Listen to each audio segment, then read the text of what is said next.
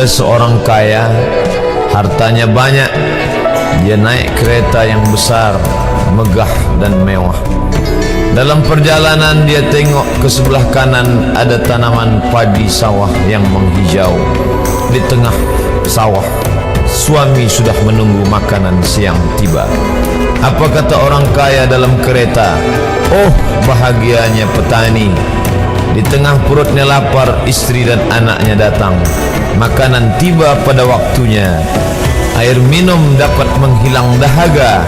Lapar hilang, rindu pun sirna, karena istri dan anak ada di sekitar dia. Bahagianya menjadi petani, kata orang kaya dalam kereta. Masa orang kaya berpikir bahwa dia tidak bahagia?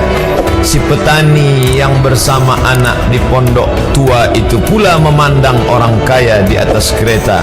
Apa kata dia? Betapa bahagianya orang kaya naik kereta, sedangkan aku hanya duduk di pondok yang tua. Maka pada hakikatnya manusia ini dua-duanya tak bahagia. Lalu sebenarnya bahagia itu di mana? Ada seorang anak yang sedang belajar di college university. Maka dia berkata, alangkah bahagianya kalau saya dapat BA. Selepas dia dapat ijazah BA, lalu dia berkata, aku tak bahagia. Alangkah indahnya bila dapat master. Manakala dia dapat master, dia berkata, oh, betapa bahagianya kalau dapat PhD. Selepas PhD dia berkata, susahnya PhD, belum juga dapat kerja. Selepas dapat kerja dia berkata, alangkah bahagianya kalau menikah.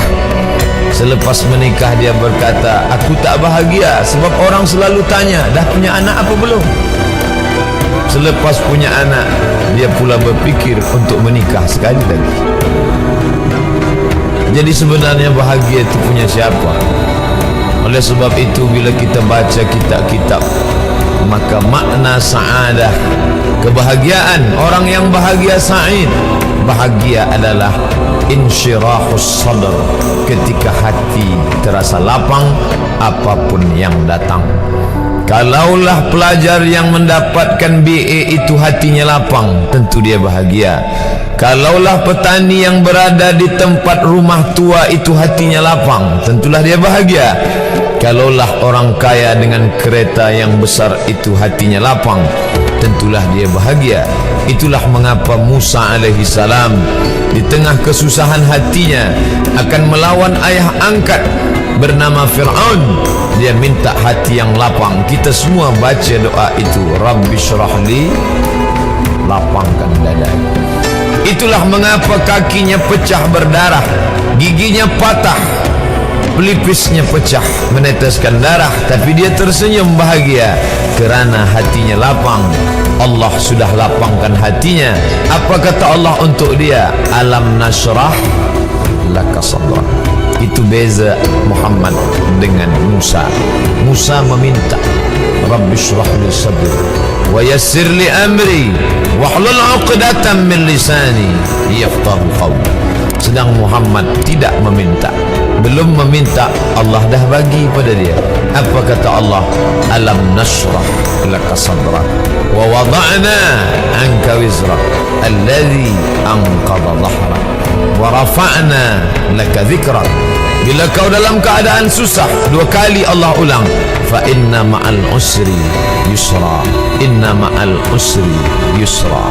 Hati lapang itulah yang membuat Haji Abdul Malik Karim Amrullah Buya Hamka tersenyum di dalam penjara. Penanya berjalan perlahan tapi pasti, maka keluarlah tafsir Al-Azhar. Hati yang lapang itu juga membuat Said Qutb tersenyum menghadapi tiang gantungan, walaupun dipenjara oleh Gamal Abdul Nasir, tapi sebelum kematiannya sempat pula menulis tafsir Fi Zilalil Quran, di bawah naungan bayang-bayang Al-Quran. Apa kata Said Qutb dalam muqaddimahnya? Al-hayatu fi zilalil Quran ni'mah. Hidup di bawah naungan bayang-bayang Al-Quran itu nikmat.